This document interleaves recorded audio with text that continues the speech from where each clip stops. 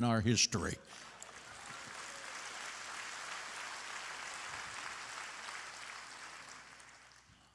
We have 3 minutes of snippets from Mr. Trump's one speech.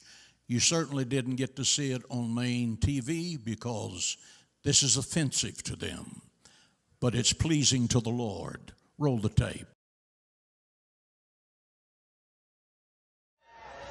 I speak to you today as a lifelong supporter and true friend of Israel. I'm a newcomer to politics, but not to backing the Jewish state. I came here to speak to you about where I stand on the future of American relations with our strategic ally, our unbreakable friendship, and our cultural brother, the only democracy in the Middle East, the State of Israel.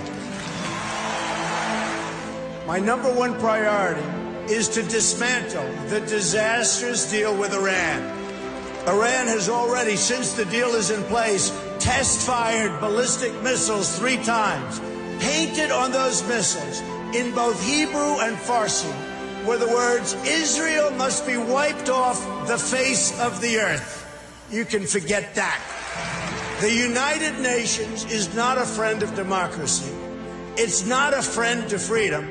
It's not a friend even to the United States of America, where, as you know, it has its home. And it surely is not a friend to Israel. When I'm president, believe me, I will veto any attempt by the UN to impose its will on the Jewish state. It will be vetoed 100%. Israel has been trying to sit down at the negotiating table without preconditions for years. You had Camp David in 2000, where Prime Minister Barak made an incredible offer, maybe even too generous. Arafat rejected it. In 2008, Prime Minister Olmert made an equally generous offer. The Palestinian Authority rejected it also. Then John Kerry tried to come up with a framework, and Abbas didn't even respond, not even to the Secretary of State of the United States of America. They didn't even respond. When I become president, the days of treating Israel like a second-class citizen will end on day 1. I will meet with Prime Minister Netanyahu immediately. I have known him for many years and will be able to work closely together to help bring stability and peace to Israel and to the entire region. Meanwhile, every single day, you have rampant incitement and children being taught to hate Israel and to hate the Jews. It has to stop. When you live in a society where the firefighters are the heroes, little kids want to be firefighters. When you live in a society where athletes and movie stars are the heroes, little kids want to be athletes and movie stars. In Palestinian society, the heroes are those who murder Jews. You cannot achieve peace if terrorists are treated as martyrs. Glorifying terrorists is a tremendous barrier to peace. There is no moral equivalency.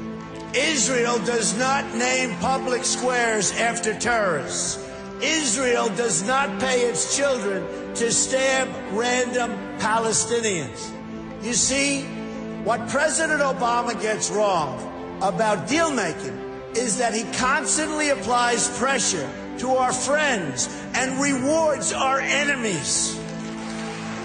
But when the United States stands with Israel, the chances of peace really rise, and rises exponentially. That's what will happen when Donald Trump is president of the United States. We will move the American embassy to the eternal capital of the Jewish people, Jerusalem. And we will send a clear signal that there is no daylight between America and our most reliable ally, the State of Israel. The Palestinians must come to the table knowing that the bond between the United States and Israel is absolutely, totally unbreakable.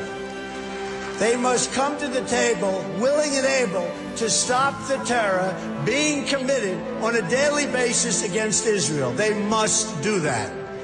And they must come to the table willing to accept that Israel is a Jewish state and it will forever exist as a Jewish state.